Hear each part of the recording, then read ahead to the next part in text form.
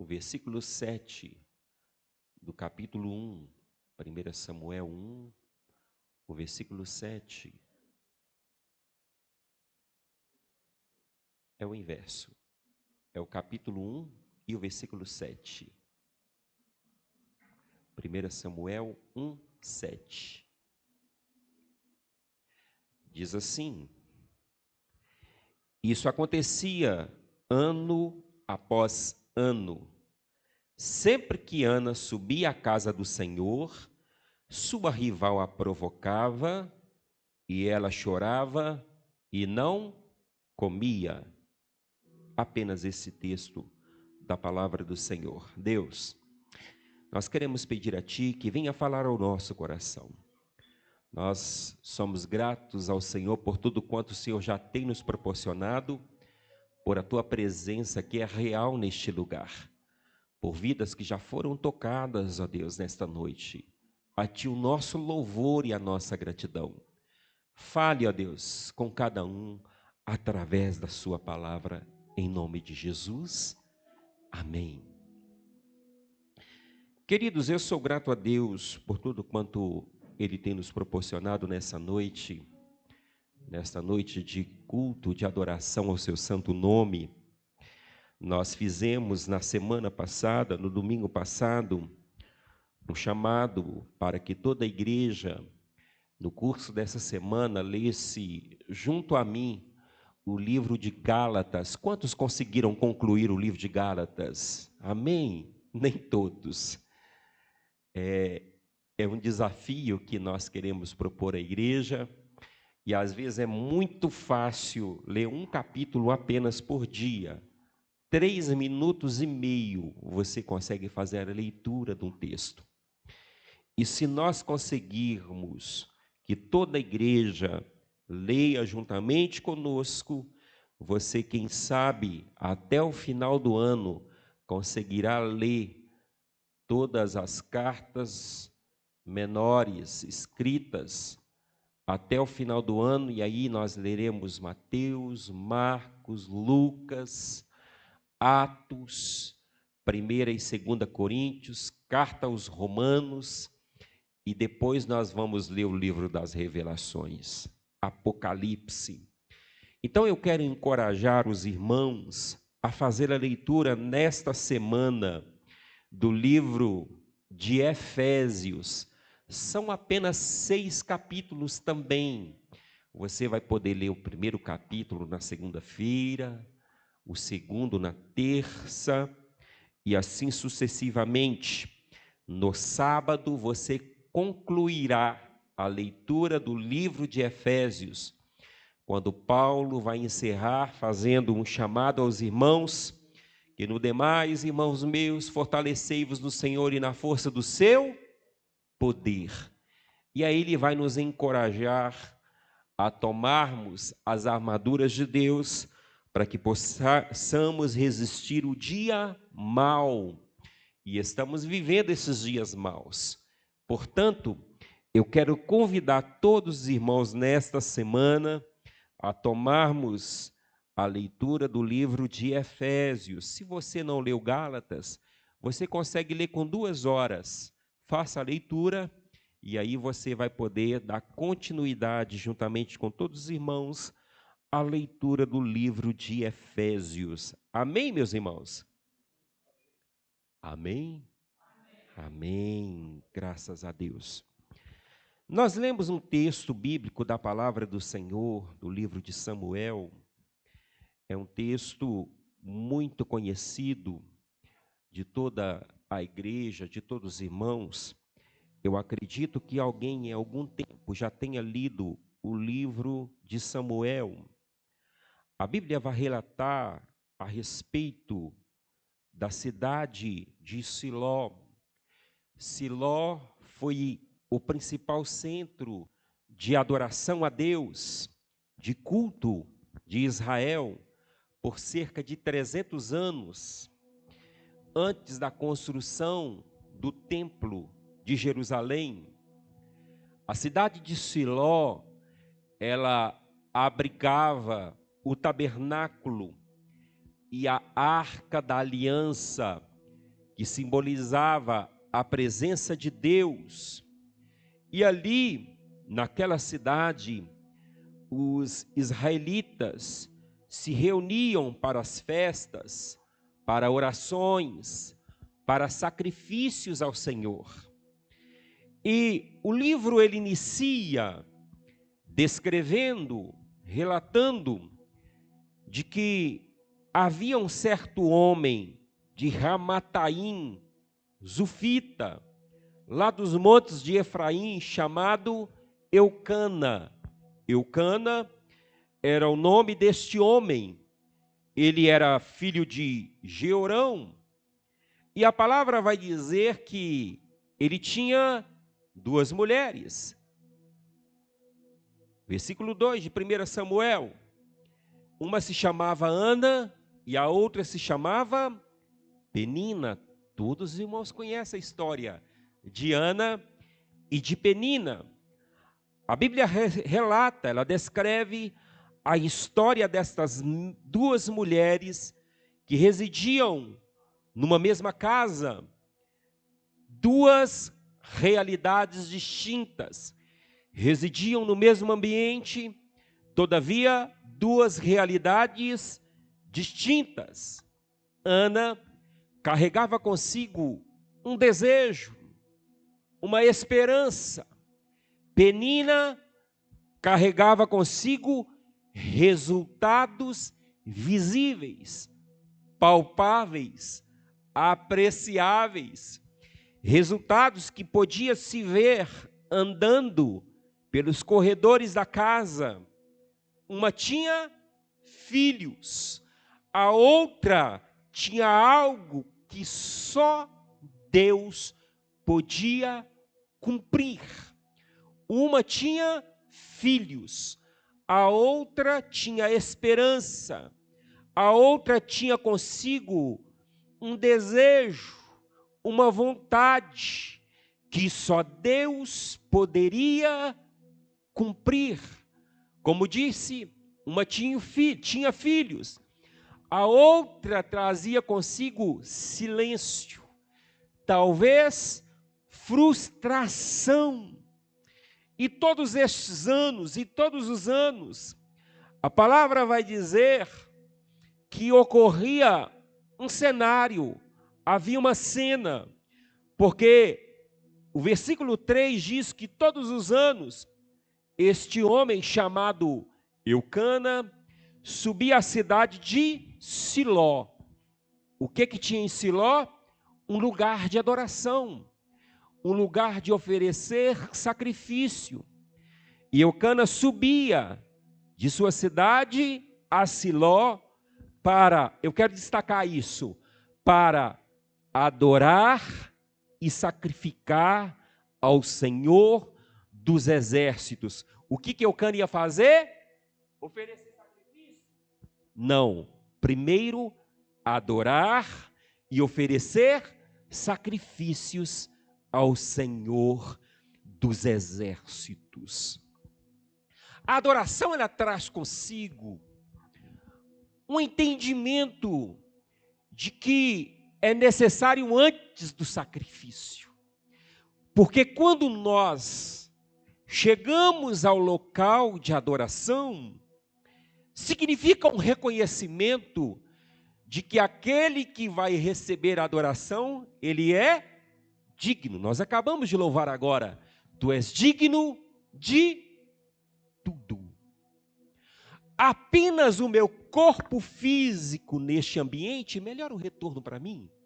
Apenas o corpo físico neste ambiente, eu estou trazendo para hoje aqui. Você pode estar sentado aqui no banco, mas está longe do ambiente.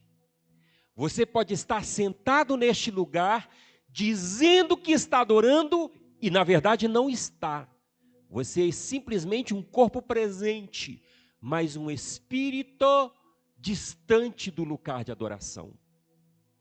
E isso é motivo de nós fazermos uma autoanálise da nossa vida, porque por certo Deus está a ministrar bênção, graça, milagre mas você está distante de ser alvo desta graça, porque os seus pensamentos estão em outras situações. Está preocupado com o dia de amanhã, com o negócio que você vai fazer, com a conta que você vai pagar, com algo que você precisa fechar, com o carro que vai comprar, quem sabe, dentre outras coisas.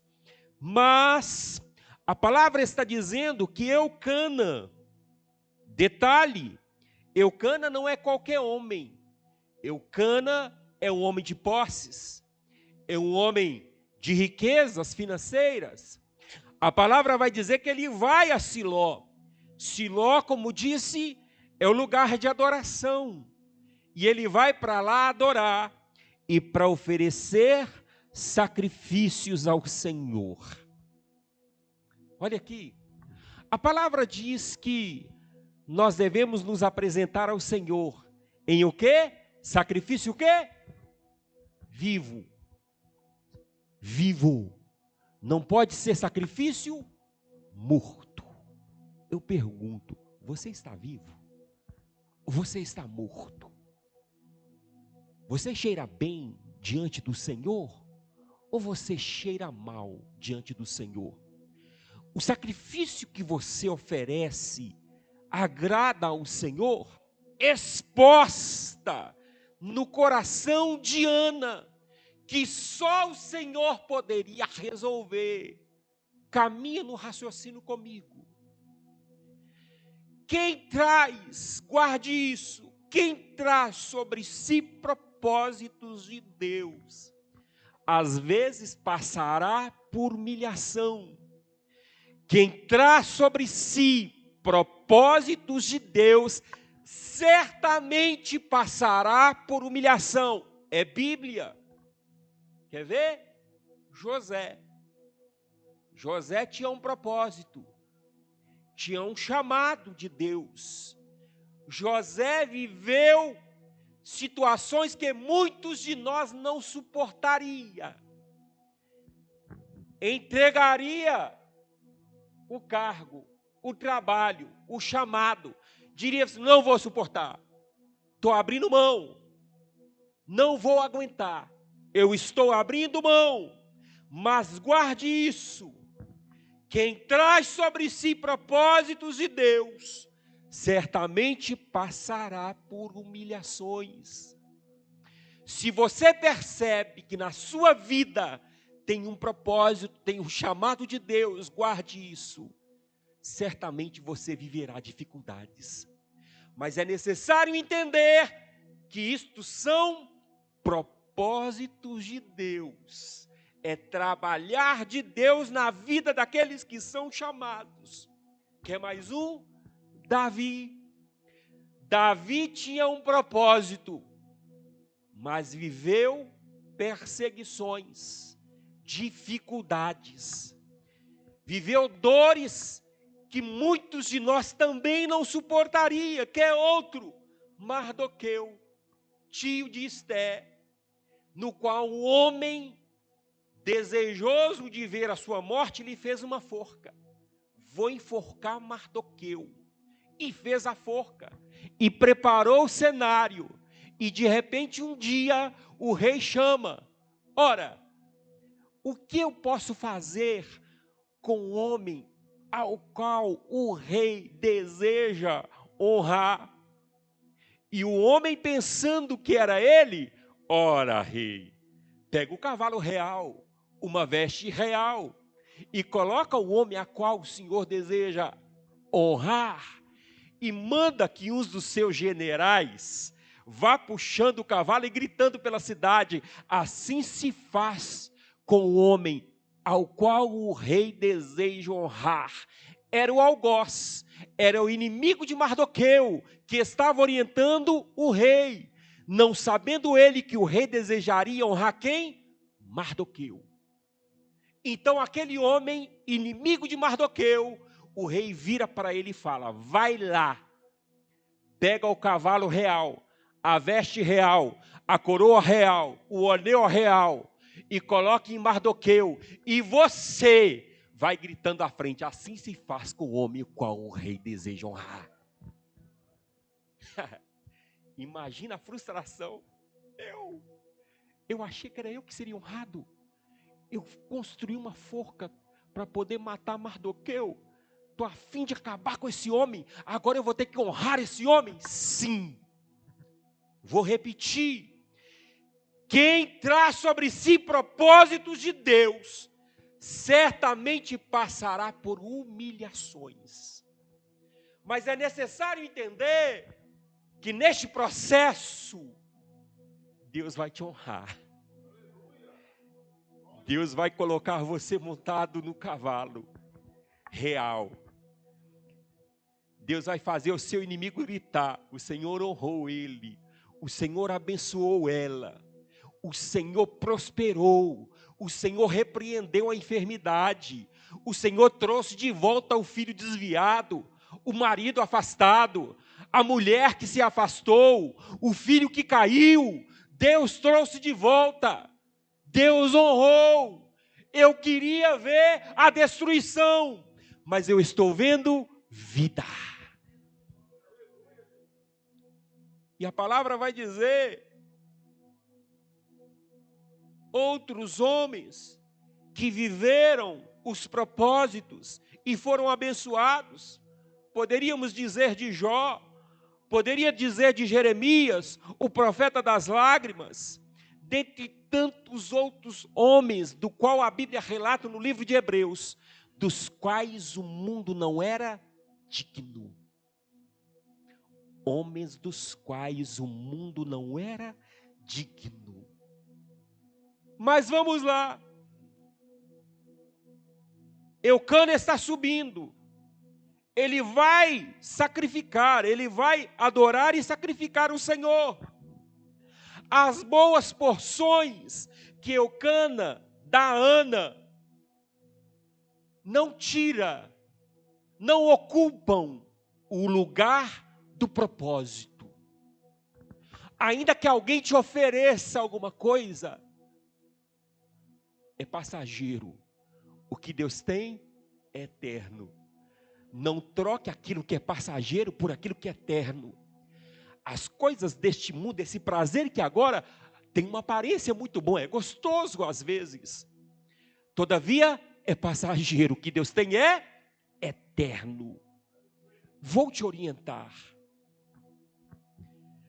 Não deixe que as coisas passageiras ocupem o lugar do propósito de Deus que é eterno na sua vida.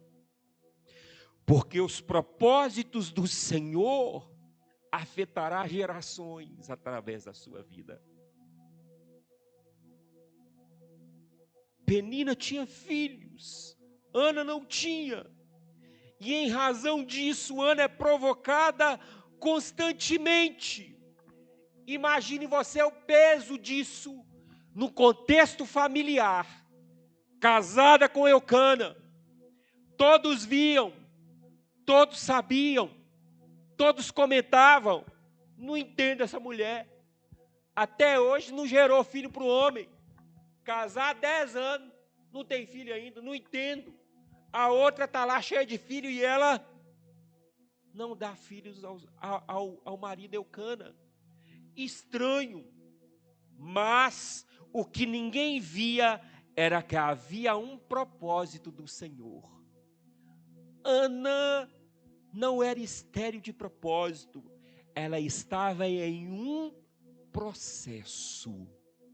Olha aqui, você não está enfermo de propósito, você não perdeu o seu filho para o mundo. A porta que fechou não foi porque você quis, é propósito do Senhor. Deus está te chamando para perto dele. Deus está querendo que você entenda que ele tem um propósito com isso. Para coisas no contexto humano que pareça impossível, Deus está trabalhando na sua vida. Ele está querendo que você entenda que ele quer você por perto, mais perto dele. Talvez você esteja distante demais. esqueceu do propósito, esqueceu do chamado, perdeu a direção e está achando que está tudo bem. Há um propósito do céu que excede as propostas do mundo. Há um propósito de Deus que vai muito além daquilo que você tem programado ou projetado para a sua própria vida. A palavra diz que assim como o céu é mais alto do que a terra, são os pensamentos, são os planos de Deus a respeito daqueles que o amam. E aí nós aprendemos uma lição poderosa, que nem toda dor é castigo. Ana traz consigo uma dor, mas nem toda dor é castigo. Quer um exemplo? Abraão. Abraão não tem filho. 100 anos de idade, nasce um filho. Aí Deus faz o quê? Vá lá em Moriá, e ofereça ao teu filho.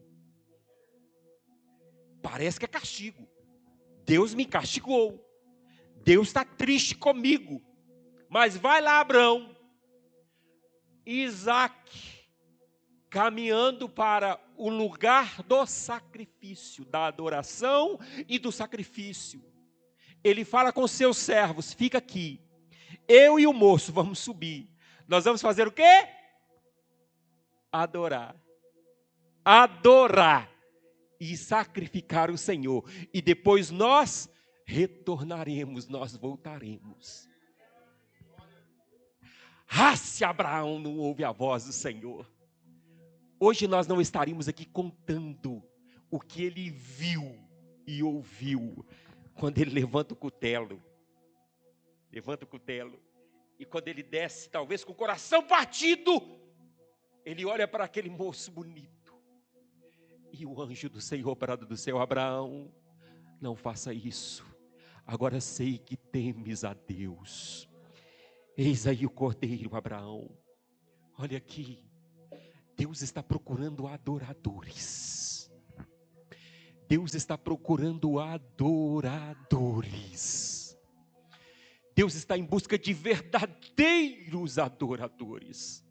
O texto vai dizer: não estenda a tua mão contra o rapaz. Ordenou o anjo: não lhe faças mal, agora bem sei que temes a Deus, porquanto não me negaste o teu amado filho, teu único filho. Eu tenho 3, mas não sacrificaria um. Não. Senhor, isso aí não. É duro demais. Mas o que eu estou dizendo? Nem toda dor é castigo. Eu não sei qual é a dor que tem incomodado a sua alma.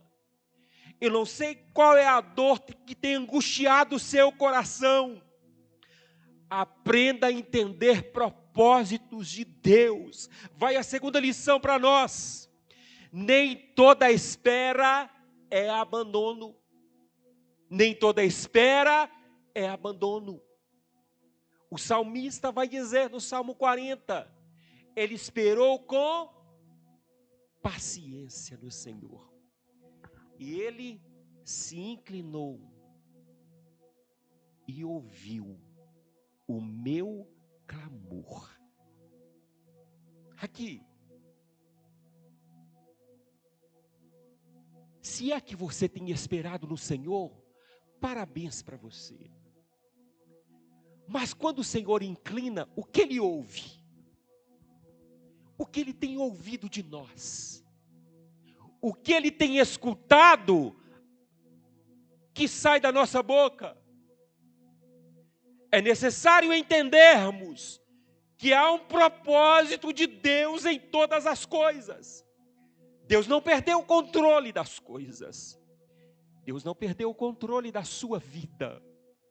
Deus não perdeu o controle das esperanças. Deus não perdeu o controle do propósito dele na sua vida. O propósito que ele te chamou se cumprirá. Vai a terceira lição para você. Nem toda humilhação é derrota. Nem toda humilhação é derrota. Nós estamos falando de Ana. A palavra diz que Ana era humilhada, era provocada pela sua concorrente Penina. Todavia, era derrota? Não. Era um propósito de Deus na vida de Ana.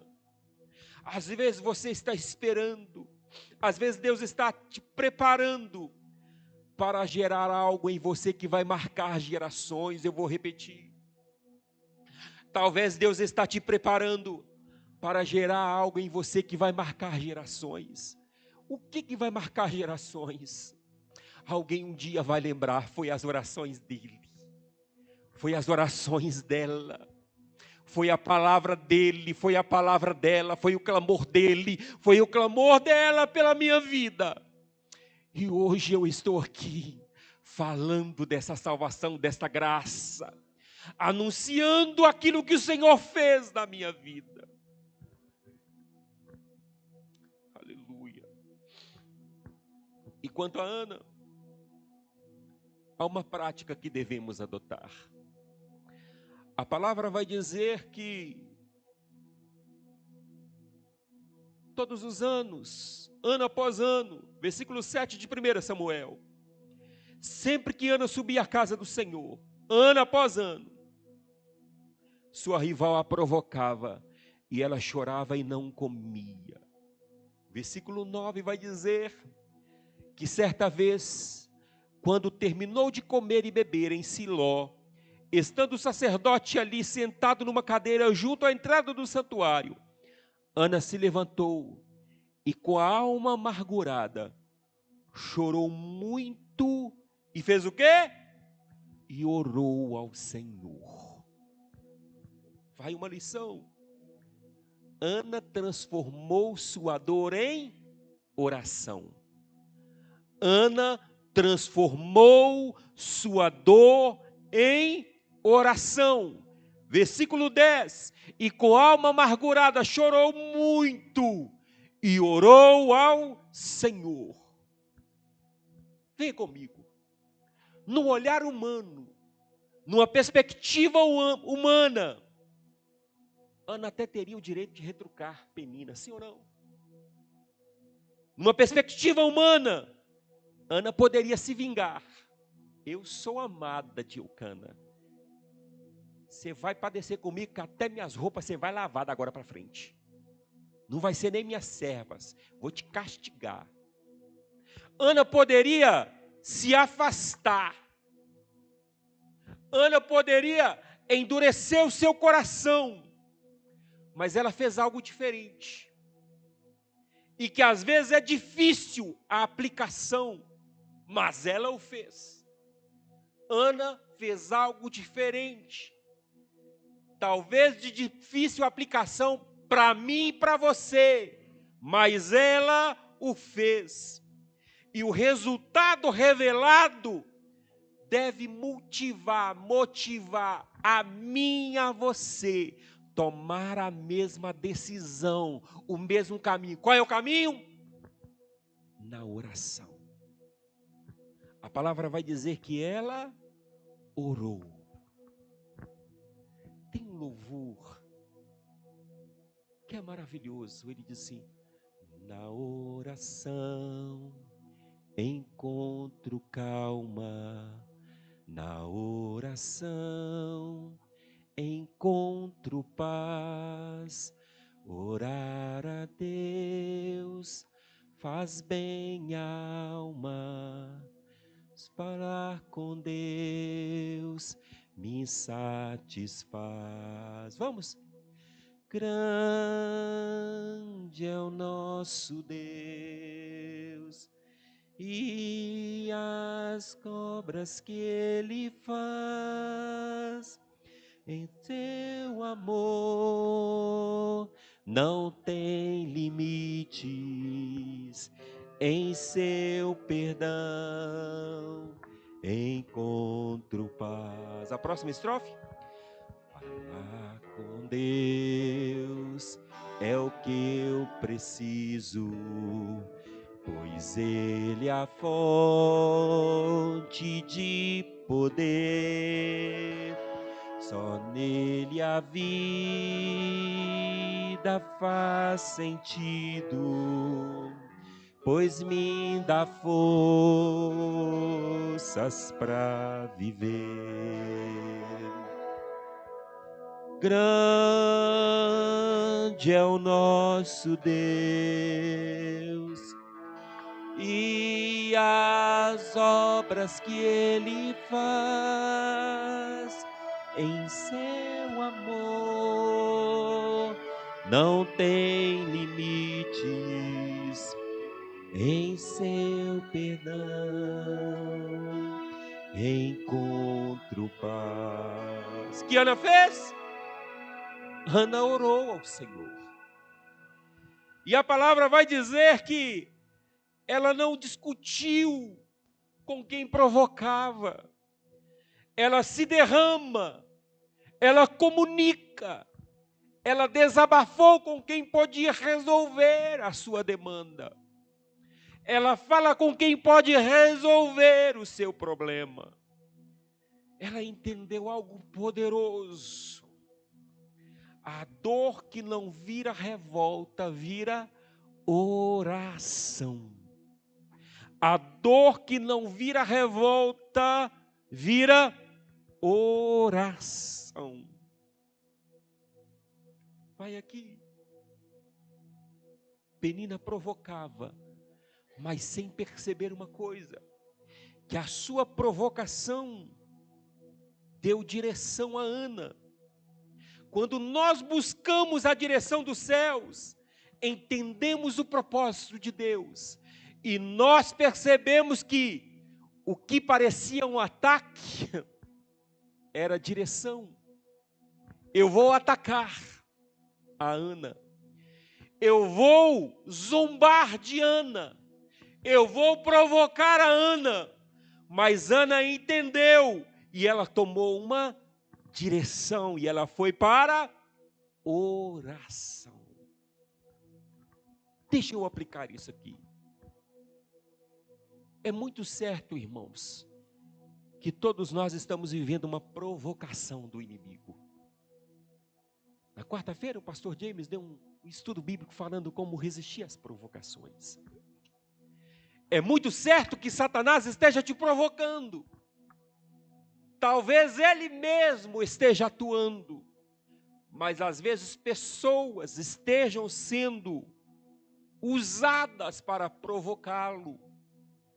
E é necessário que nós entendamos que às vezes são propósitos do Senhor, querendo nos dar direção para a oração, para buscarmos dele respostas. Porque aquilo que parecia ser humilhação para Ana, tornou-se alinhamento com o propósito. Era alinhamento com o céu. Ana, ela vai chorar aos pés do Senhor.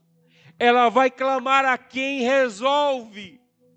A provocação de Penina em desfavor de Ana não foi o fim, foi o início de um milagre, de um propósito de Deus na vida dela. Foi um empurrão que Penina está dando a Ana e levou ela para o lugar em que Deus faz milagres. Qual é o lugar? Oração. Foi um empurrão que levou Ana para o lugar onde Deus faz milagre. Qual é? A oração. Deixa eu te dizer, se estão te provocando, se estão tentando te diminuir, se estão expondo a sua dor, não responda com guerra, responda com oração. Se estão te provocando, tentando diminuí-lo ou diminuí-la, se estão expondo a sua dor, não responda com guerra, responda com oração. Porque o que hoje é motivo de choro, amanhã será motivo de testemunho de milagres, porque Deus responde oração. Eu quero finalizar. Mas enquanto eu estudava, eu lembrei de algo que é maravilhoso, de uma intervenção poderosa do Senhor em favor de um certo homem de Deus. Senaqueribe era um rei poderoso. Ele conquistou cidades fortes. Sim, cidades fortes de Judá. E ele enviou um oficial, Rabsaque, para incitar o medo e convencer a Jerusalém a se render. Ele disse assim: ó povo de Jerusalém, se renda, porque o Deus de Ezequias não vai poder salvar vocês. Eu vou destruir, eu vou acabar com vocês, como eu fiz com as cidades fortes de Judá. O rei assírio, ele enviou cartas insultando ao Senhor Deus de Israel, comparando o Deus de Israel a deuses falsos. Eu vou reduzir vocês a nada. Eu vou acabar com vocês, como eu fiz com outras nações da Assíria. E então Ezequias, quando recebe as cartas do rei Senaqueribe, as cartas ameaçadoras, que impunha medo, temor ao povo, falando para ele se render, Ezequias toma uma atitude. Ezequias entrou no templo diante do Senhor e fez o quê? Orou ao Senhor. Olha aqui, muitas das vezes o inimigo vai colocar medo, impor medo, vai querer colocar o terror na sua vida, dizendo que quem é Deus lá de cima para se importar com você aqui embaixo? Quem é Deus para se importar com você, homem pecador, cheio de defeitos? Deus não está se preocupando com você. Qual a orientação? Entre para o templo e ore ao Senhor.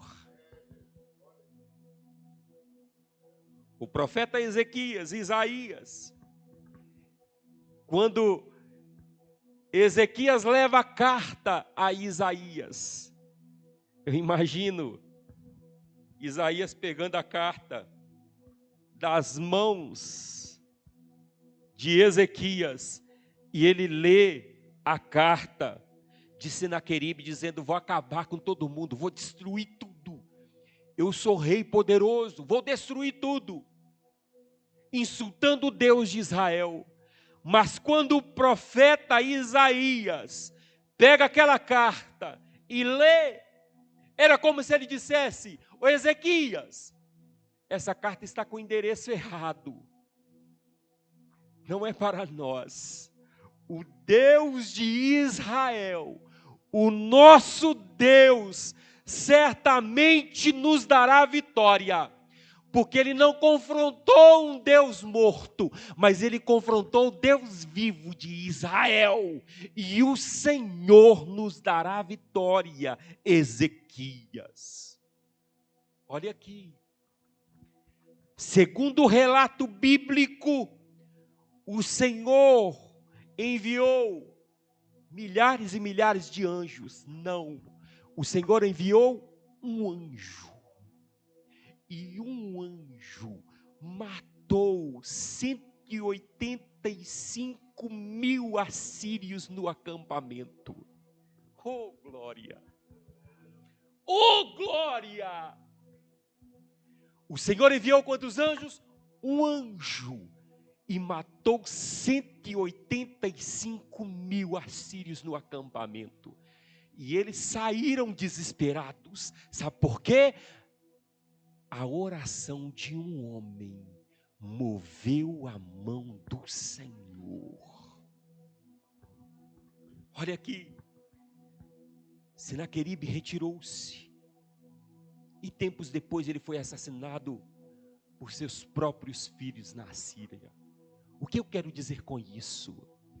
Não importa as provocações do inimigo, não importe as provocações dos inimigos de Deus, tem um Deus que está com você. Há um Deus do seu lado. E a palavra diz que os anjos do Senhor acampam ao redor de quem? Daqueles que o amam. Tem um anjo do Senhor do seu lado. O Senhor está com você. Você vai vencer. Você vai avançar. Você vai prosseguir. Há propósito de Deus na sua vida. Há um propósito de Deus neste processo de dor, neste processo de dificuldade, neste aparente olhar distante do Senhor. Não, o Senhor está presente. E no tempo certo Ele manifestará o seu respeito. Olha aqui, Ele ouviu a oração de Ana. Ana concebeu, teve um filho, e o filho foi oferecido ao Senhor. Deixa eu te falar mais uma vez.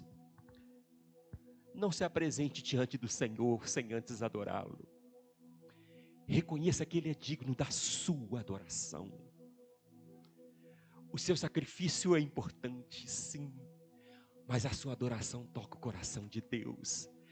É maravilhoso quando Ele ouve que lá na rua São Sebastião tem alguém cantando: Tu és digno de tudo. Não apenas com os lábios, mas com a alma, com o coração, dizendo: Senhor, Tu és digno de tudo, porque tudo vem de Ti, Tu é a glória. É a adoração que brota de um coração sincero. É a adoração que, ainda que as dificuldades estejam sufocando a sua vida, a vida esteja dura demais para você, você ainda adora, porque sabe que é dele que vem a sua vitória. E o maior, há uma salvação grandiosa do Senhor para todo quanto o amam. Um dia a trombeta toca, e muito em breve as trombetas irão tocar, e nós subiremos ao encontro do Senhor, para morar eternamente com Ele nos céus, frente a frente com Ele, dizendo: Santo, aquilo que Isaías viu, Santo, Santo, Santo é o Senhor dos exércitos. Nós estaremos com Ele.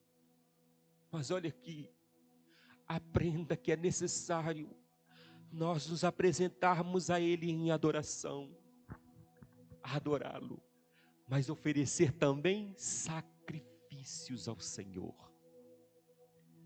Faça da sua vida um sacrifício vivo, um sacrifício santo, um sacrifício agradável ao Senhor, que quando Ele olhar, a história escrita, o relato escrito da sua vida, seja como relatado a respeito de Abel. O Senhor atentou para a oferta de Abel.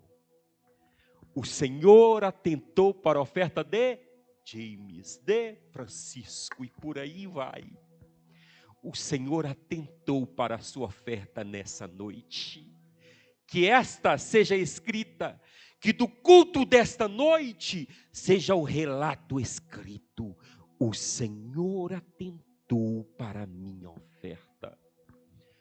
Porque se o Senhor atentar para a sua oferta, certamente Samuel vai nascer, o milagre vai acontecer, a resposta virá, a salvação virá, a porta se abrirá, algo de maravilhoso e inimaginável acontecerá na sua vida, porque fiel é aquele que prometeu. Ele é fiel e está conosco todos os dias, conforme a sua palavra diz, até a consumação dos séculos.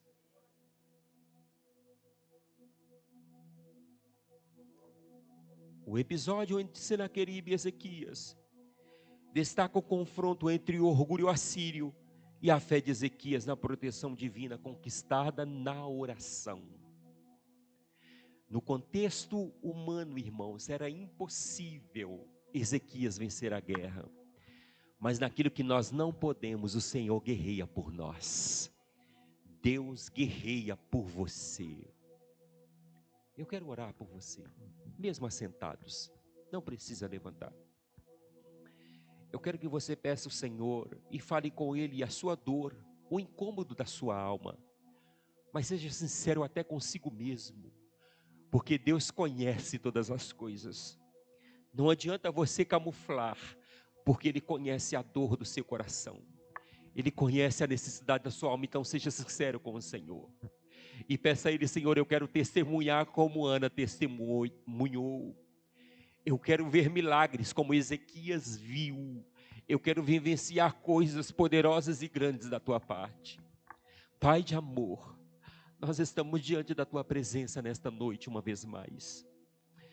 Ministrei, ó Deus, aquilo que o Senhor colocou e propôs ao meu coração